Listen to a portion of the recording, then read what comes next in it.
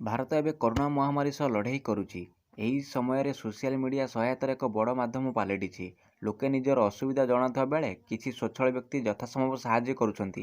ଆଉ କିଛି ସଂସ୍ଥା ବା ବ୍ୟକ୍ତି ଅସହାୟ ଲୋକଙ୍କ ଡାଟା ସଂଗ୍ରହ କରି ସାମଗ୍ରିକ ଭାବେ ସେମାନଙ୍କୁ ସାହାଯ୍ୟ କରିବାକୁ ଫଣ୍ଡ ତିଆରି କରୁଛନ୍ତି।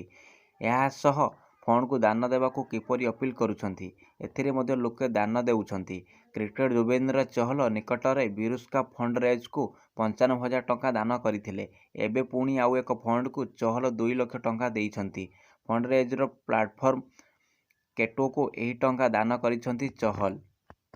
ନମ୍ବର 2, ରାଜ୍ୟରେ ମହାମାରୀ କରୋନା ସଂକ୍ରମଣ ବଢ଼ିବାରେ ଲାଗିଛି। ପ୍ରତିଦିନ ଚିହ୍ନଟ ହେଉଥିବା ନୂଆ ଆକ୍ରାନ୍ତଙ୍କ ସଂଖ୍ୟା ଧୀରେ ଧୀରେ ବୃଦ୍ଧି ପାଉଛି। ଲଗାତାର ଦୈନିକ ସଂକ୍ରମିତଙ୍କ ସଂଖ୍ୟା ବୃଦ୍ଧି ପାଉଛି। ଏହାରି ମଧ୍ୟରେ ସୋମବାର 30ଟି ଜିଲ୍ଲା ଏବଂ ରାଜ୍ୟ ଫଳରୁ ଆଉ 12,390 ସଂକ୍ରମିତ ଚିହ୍ନଟ ହେଉଛନ୍ତି। ସେମାନଙ୍କ ମଧ୍ୟରୁ କ୍ୱାରେଣ୍ଟାଇନରୁ 6,938 ଓ ସ୍ଥାନୀୟ ଅଞ୍ଚଳରୁ 5,452 ଜଣ ଚିହ୍ନଟ ହୋଇଛନ୍ତି। ନମ୍ବର 3, ରାଜଧାନୀରେ ଚାଞ୍ଚଲ୍ୟ। ବାସର ରାତିରେ ନବବଧୂ ଫେରାର। ଶ୍ୱଶୁର ଘରୁ ଅଳଙ୍କାର ଓ ଟଙ୍କା ନେଇ ପ୍ରେମିକ ସହ ଚମ୍ପଟ ମାରିଲା ନବବଧୂ। ରିଏଲରେ ଏଭଳି ଘଟଣା ରାଜଧାନୀର ଖଣ୍ଡଗିରି ଅଞ୍ଚଳରେ ଘଟିଛି। ଖଣ୍ଡଗିରି ଥାନାରେ ଅଭିଯୋଗ ଅନୁସାରେ ଡୁମଡୁମା ରଘୁନାଥ ନଗରରେ ଜଣେ 23 ବର୍ଷର ଯୁବକ ଫୁଲେଶ୍ୱରୀ ବସ୍ତିର ଜଣେ 22 ବର୍ଷୀୟ ଯୁବତୀଙ୍କୁ ଗତ 7 ତାରିଖରେ ବିବାହ କରିଥିଲେ। ଗତ 10 ତାରିଖରେ ନବବଧୂଙ୍କ ଚତୁର୍ଥୀ ଆୟୋଜନ ହୋଇଥିଲା। ଏତିକି ବେଳେ ମୁଣ୍ଡ ବୁଲାଇବା ଅଭିନୟ କରିଥିଲେ ବୋହୂ। ଏକାକୀ ରହିବାକୁ କହି କବାଟ ବନ୍ଦ କରି ଝରକା ଭାଙ୍ଗି ଚମ୍ପଟ ମାରିଥିଲେ।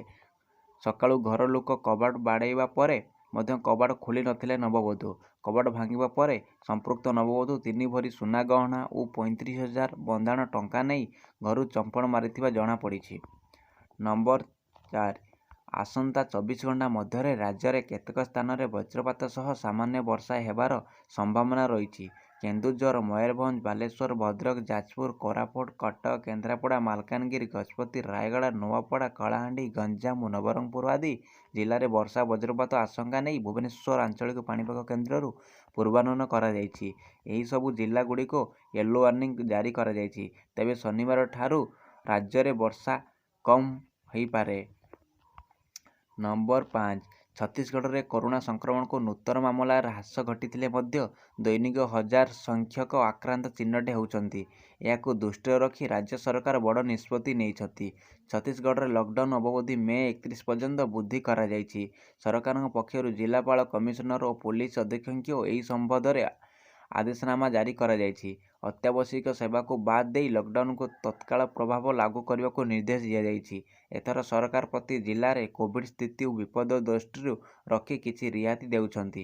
ଏହାରି ଆଧାରରେ ସମସ୍ତ ସରକାରୀ ଓ ଘରୋଇ ନିର୍ମାଣ ଗତିବିଧି କରୋନା ଏସ୍ଓପି ପ୍ରୋଟୋକଲ ଆଧାରରେ ହେବ। ବ୍ୟାଙ୍କ ଓ ଡାକଘର ସମସ୍ତ ଗ୍ରାହକଙ୍କ ପାଇଁ ଖୋଲା ରହିବ। ନମ୍ବର 6, ଆଜି ସୁନା ଓ ରୂପା ମୂଲ୍ୟ କମ୍ ହୋଇଥିବା ଦେଖାଯାଉଛି। ବୁଧବାର ତୁଳନାରେ ଆଜି ସୁନା ଓ ରୂପା ମୂଲ୍ୟ ହ୍ରାସ ପାଇଛି। ବଜାରରେ 24 କ୍ୟାରେଟ୍ ସୁନା 47,697ରେ ଖୋଲିଛି।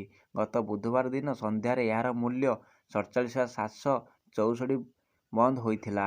ସେହିପରି ରୂପା ମୂଲ୍ୟର ମୂଲ୍ୟ 1,043 ଟଙ୍କା ହ୍ରାସ ହୋଇ 69,905 ଟଙ୍କା ପ୍ରତି କିଲୋଗ୍ରାମ ପହଞ୍ଚିଛି।